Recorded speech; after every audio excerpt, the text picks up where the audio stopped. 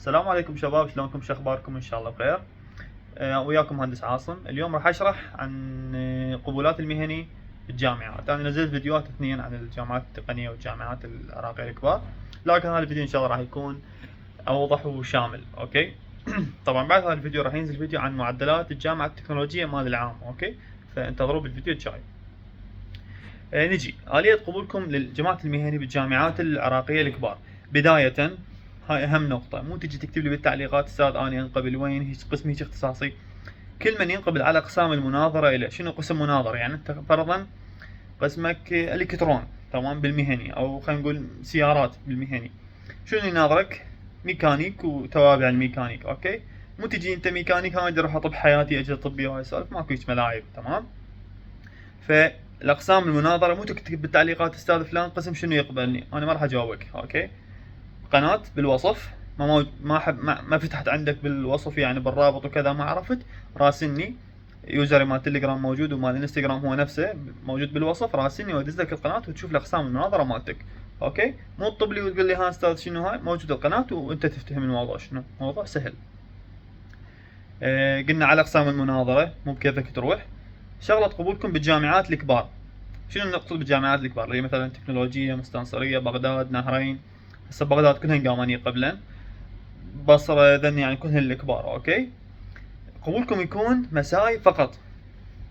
بالتعليقات يكتبون ها ممكن صباحي، ما بيها مجال. شنو ما بيها مجال يعني؟ مسائي فقط، هذا تعليمات وزارة، يعني ما تنقبلون صباح الجامعة المهني بالجامعات الكبار. اوكي. يقبلون العشر الاوائل، او اللي معدلاتهم عالية، او اللي معدل نوعا ما شوية يكون زين او حاب يقدم. ليش؟ المعدلات انقبلت العام بالجامعة التكنولوجية العام من اكو بهن 67، 67 اي، 77، بهن 80، 82، 84 لل 87 تقريبا. هاي المعدلات اللي انقبلت العام من ال 67 لل 82 بشتى الاقسام. اوكي، وقلت لكم راح انزلهم فيديو ثاني. فتقديمكم يكون مسائي، قبولكم مسائي، فتقديمكم يكون مسائي. لكن شنو؟ تقديمكم يكون مباشر، مو مثل العلمي. العلمي يفتحوا له استماره، انتم المهني تروح للجامعه تسحب استماره على القسم وتقدم. انت فرضا اختصاصك يناظره 5 اقسام بالهندسه، تقدر تقدم على هذا القسم، على القسم الثاني وعلى القسم الثاني. تطلع القبولات، تشوف يا قسم طلع لك قبوليه، تختار عجبك هنا تروح تقدم هنا وتسجل وتدفع فلوس.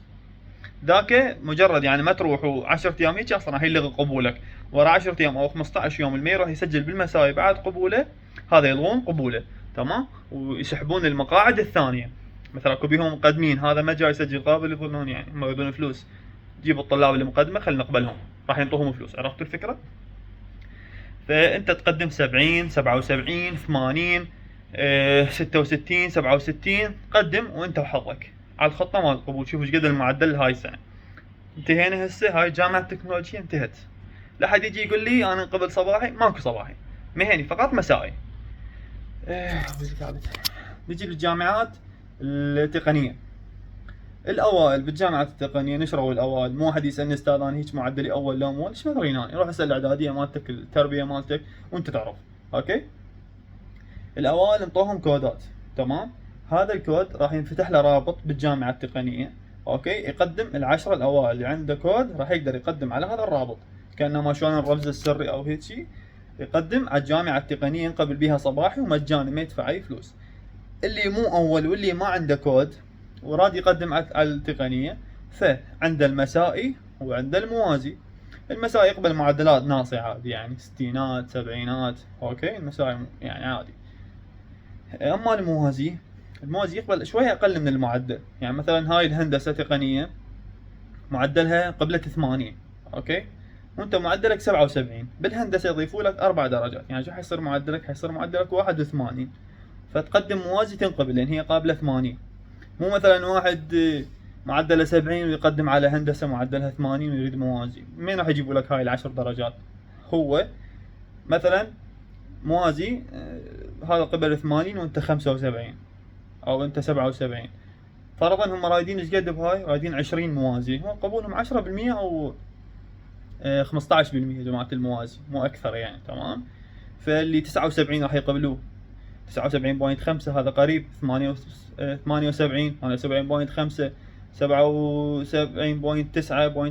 هكذا لما يوصلون الى اقل شيء ياخذون العدد المطلوب، الباقيين يقول لهم باي باي. هيك نظام الموازي. اوكي، ف يعني شرحنا التكنولوجيا آلية قبولها والتقنية والموازي والمهني. هذا المهني، هاي قبولاتكم.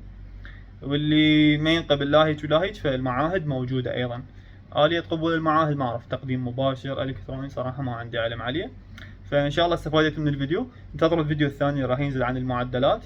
اوكي، ومعرفي بالوصف، اي شيء تحتاجون هم راسلوني، بس مو تقولون ها استاذ شنو يقبلني وشنو كذا، كل شيء موجود بالفيديو وواضح. اوكي، لا تسالون اسئله مال اشخاص اغبياء، عفوا يعني. خليك ذكي. تمام، اتمنى استفادتوا من الفيديو. في امان الله.